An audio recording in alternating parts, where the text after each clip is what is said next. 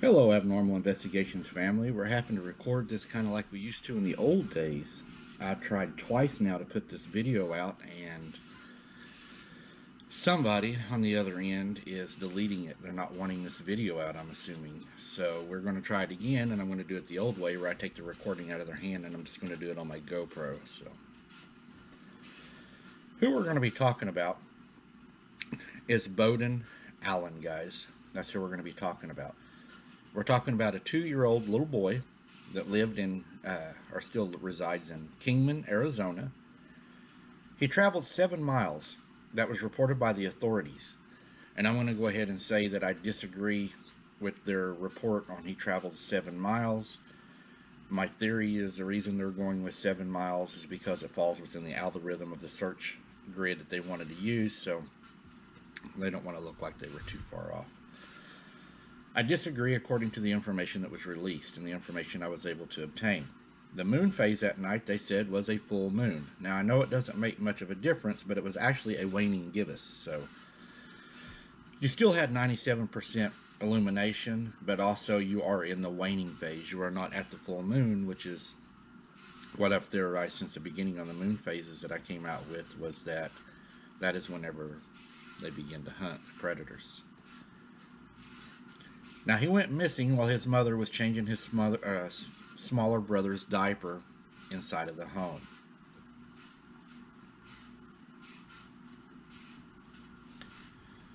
Bodin Allen was born July 15th, 2022 in Kingman, Arizona, a day when his dad Corey saw double rainbows. Bodin was his mother's first natural birth after 3 C-sections. Defying the doctor's expectations of what was possible, he was definitely considered a miracle baby. So Sarah wasn't worried when she heard the door open. And this is the weird part. So Sarah takes the younger boy inside to change his diaper, and while she's changing his diaper, she hears the door to the house open and close. She assumes that it's Bodin, but she later finds out that nothing that she knows of came into the home. So Sarah says she wasn't worried when she heard the door open and close while she was in the bathroom. She didn't think much of it when Bodin didn't return inside as she was changing his baby brother's diaper. What we have here is a typical point of separation. We know that whenever most of these children go missing, it is during the point of separation. It's whenever a parent's not paying attention, or when they let a child wander too far, or they leave them and they're not watching them. Kind of makes you wonder what came in the door. I mean, there's no more information about that, but it does kind of make you question what was going on there. A few moments later, she stepped outside to try to find Bodin, and she couldn't find him. So she started looking for him, and she was checking behind the red truck and everywhere trying to find him, and she wasn't able to find him. Now, I've got a timeline here that kind of bothered me after going through this, and as always, I look at it as, an investigation, how I would do things, and there's some things that didn't quite add up. It was 3:30. She called her sister, and she wanted to know if Bodin had maybe wandered next door. Her sister told her, no, it didn't happen. He wasn't over there. So now remember, 3:30 p.m. She and her husband, Corey, then kept hollering. Nothing.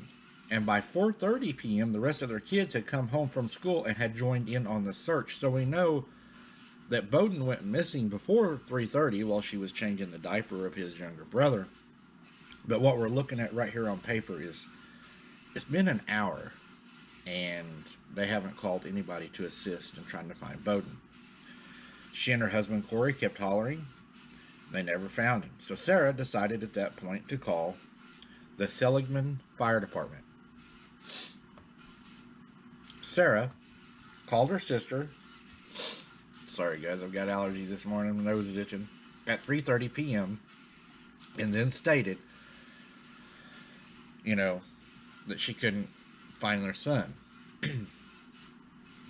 Now, we're going to assume that she called him at 4:30. So we're looking at a little over an hour this child's been missing, a 2-year-old. how long passed until help was called is actually one of the questions that I have. Is how long did help actually, time pass before help was called? This is what was weird. Corey, the father, says, my instinct was maybe he got trafficked. Maybe he was kidnapped and now he was possibly states away. Who knows what's going on? And that feeling just kept intensifying by the minute. So my question is, if they believe he was trafficked and they believe that he was kidnapped, why was their first call to the fire department and not the sheriff's department? The Seligman Fire Chief Range, they went out and they called the police department right after they received the call from Sarah, which the first call, in my opinion, should have been to the sheriff's department, and then the fire department notified for search and rescue if they thought he was kidnapped. So you notice they're taking their time. Now, no time frame is dropped whenever the sheriff's department was notified, so that could be purposely to keep us nosy people from trying to find out what's going on in time frame in it. Now, Sergeant Blake and Prescott sent out alerts to the 200 volunteers they have to rely on the missing person searches. Every day, people with skills in tracking, rock climbing, off-road driving, and sometimes simply just not tiring out, being in good shape. Also, a helicopter was used in the search. The sergeant's team established a command post and recorded a message from Sarah to broadcast over loudspeakers, urging Bodin to come home. They also queued up the theme song from Teenage Mutant Ninja Turtles, his favorite show, to play across the land. Their hopes were he would hear the music and would just come walking out of the woods.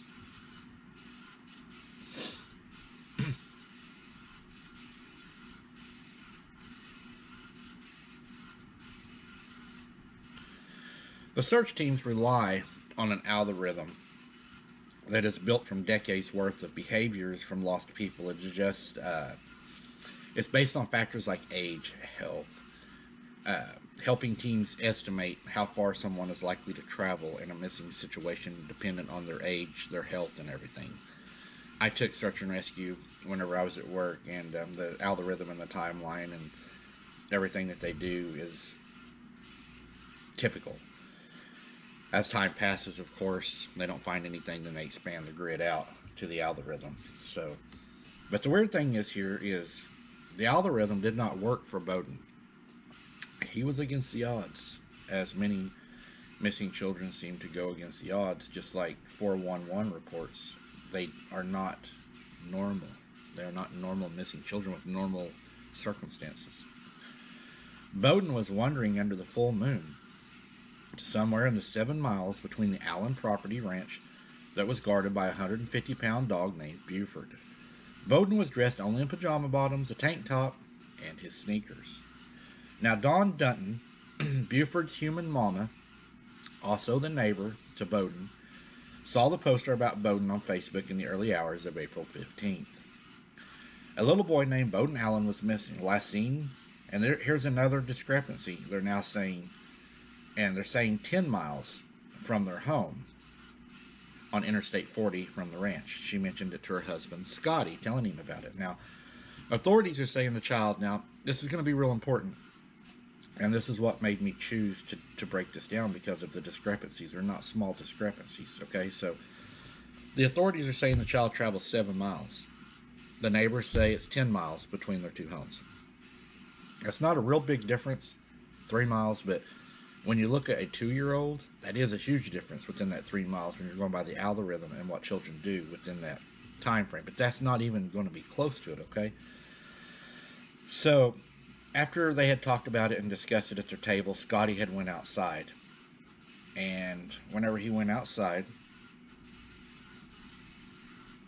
at about 8 a.m., Scotty was getting ready to go into town, and he saw Buford, their dog, coming down their fence line with a little blonde boy. Now, there's not that many 2-year-olds, he said, running around out in the woods, and so it didn't take me long to figure out that had to be Bodin. Bodin was cold and sobbing. Scotty scooped him up and brought him inside. He sat him down and poured him several glasses of water, which Bodin, he said, eagerly drank. He handed him a few string cheeses to eat and then called the Mohave County Sheriff's Office.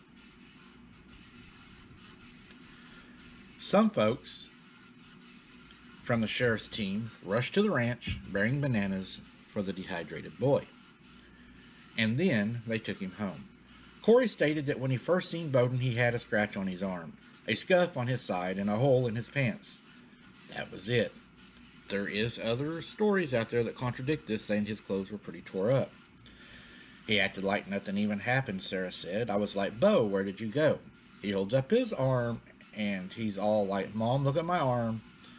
And I was like, you have a scratch, but where did you go? Bodin's worried about his arm. And then his mom makes this statement. Bo is a man of few words. He's only 2. And he will answer with yes or no, so it's hard to tell what really happened that night and why he was out under the full moon. That's going to be important. As Bodin devoured string cheese, Scotty had asked him a few questions and pieced together. Now, remember, the mom just said that Bo doesn't talk. Who knows the child better than the mom and the dad? Saying he doesn't talk. He only says yes or no. It's hard to get anything out of him. But then the neighbor, Scotty, says that he had questioned the child whenever he had found him and had pieced together what had happened. Buford, their dog, had found him, curled up with him beside him under a tree, keeping him warm through the night, and then brought the child to safety. They said their dog has always been known to do that. He has always been a natural caregiver for human children, for human babies. I'll let y'all go with that for what you want. The search helicopter had also identified 2 mountain lions in the area during the search for him. Now, this is my final thoughts on this story. It's an extraordinary situation. According to the American Academy of Pediatrics, though, 2-year-olds are still learning coordination when they walk, and they have a very short attention span. Most children don't have enough motor skills to participate in sports until they're at least 6 years old, making it pretty much impossible that he would have traveled that far. Just the 7 miles. We're not even going to say that the 10 was right. The search and rescue team algorithm would have mixed Bodin out. They said he would have traveled maxed out in an extreme situation at 4 miles. Based on what I found, it's going to be different, but their calculation comes out to 4 miles within 16 hours, the time he was missing. So Scotty saddled up. This is the neighbor, Scotty. He just couldn't believe what had happened. And he rides up, and he's trying to find Bodin's tracks, trying to find out what happened with Bodin. Where was Bodin, right? What is Bodin doing? So he goes up, gets on his horse, and he's hunted so much, they said that Scotty's actually ran out of places to place his stuff on the wall, his mounts. So he started tracing the power lines trails that run between his ranch and Allen's place, a rugged dirt road used by off-road services and vehicles. This is where it gets different, guys. This is what I found as I dug into it. And this takes time. That's why I don't do a lot of these. I would like to do more, though, just time. Scotty found Bodin's tracks in a wash 3 miles down the power line trail, and found them again 5 miles away and 6 miles away from the trail, okay? So saying that he found him 6 miles away from the trail, it's 7 miles to the house. That's an additional 6 miles. Okay? You travel 6 miles out, you gotta travel 6 miles back. That's 12. So now you got 12 and 7. He was said to have had traveled to the neighbors at 7 miles away. What people are not seeing, and I believe what was hidden, was the exact amount of time and area that this little boy covered within that amount of time. The algorithm they used was absolutely not correct in this case. He traveled an extra. So if you take 3 miles, he went down the power line trail, and you take the 6 miles away from the furthest point from the power line trail.